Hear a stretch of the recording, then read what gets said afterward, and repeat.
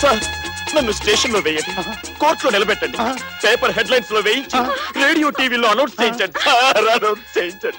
అతను చెప్పిందంతా అబద్ధం. నా మాట వినండి, నన్ను నమ్మండి. ఏ గొడవ చేయకండి. అదేంటమ్మా, ఇలాంటి దుర్మార్గుల్ని ఊరికే వదిలిపెట్టకూడదు. ఇవాళ నిన్ను రేపు చేశాడు, రేపు నన్ను రేపు చేస్తాడు, సారీ ఇంకో అమ్మాయిని రేపు చేస్తాడు. ఇక ముందు ఇలా జరగకుండా ఈ అరాచకాన్ని ఇప్పుడే అరికట్టాలి. అవును సార్, అరికట్టాలి, వదలకూడదు. ఈ అమ్మాయి నన్ను పెళ్లి చేసుకోవడానికి ఒప్పుకున్నా నేను శిక్ష అనుభవించాల్సిందే. అప్పుడే నాకు మనశ్శాంతి. ఈ అమ్మాయిని మానభంగం చేసి జీవితాన్ని నాశనం చేశారు. పాపం నేను తప్ప ఈ అమ్మాయిని ఎవరు పెళ్లి చేసుకుంటారు? ఎవరు పెళ్లి చేసుకుంటారు? అతను నన్ను పట్టుకోలేదు, ముట్టుకోలేదు, ముద్దు పెట్టుకోలేదు. ఆ పైన ఏమీ జరగలేదు సార్. మీ మీద ఒట్టు. ఇప్పుడేమంటారు సార్? అమ్మాయి చెప్పిందిగా ఏం జరగలేదని. ఇక మీరు వెళ్ళరండి, మిగతా విషయాలు మేం చూసుకుంటాం.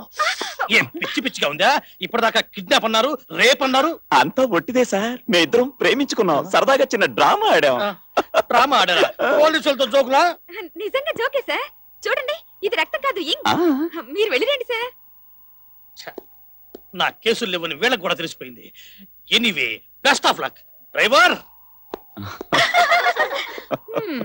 ఇన్స్పెక్టర్ తో ఏమన్నారు?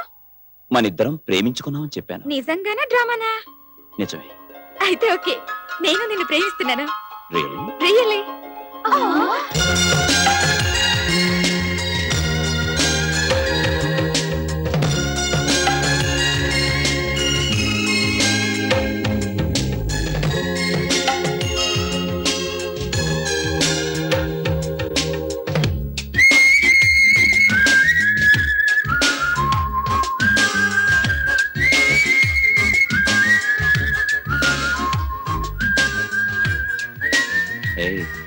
ఏమిటి పిచ్చుక గూడు కడుతున్నావు?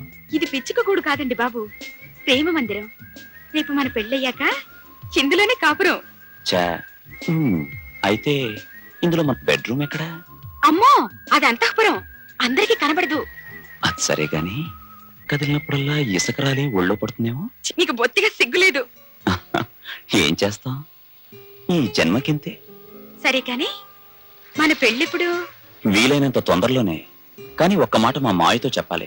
ఎందుకంటే తల్లి తండ్రి లేని నన్ను కొడుకు కన్నా ఎక్కువగా పెంచింది ఆయనే. అయితే మన విషయం ఆయనతో చెప్పి ఆ 4 అక్షంతలు ఆయన చేత్తోనే వేసి ఆశీర్వదించమంటాను. ఆయన కాదంటే? ఆయన దేవుడు, మామూలు మనిషి కాడు. దేవుడు మనుషుల్ని కలుపుతాడు, విడదీయడు.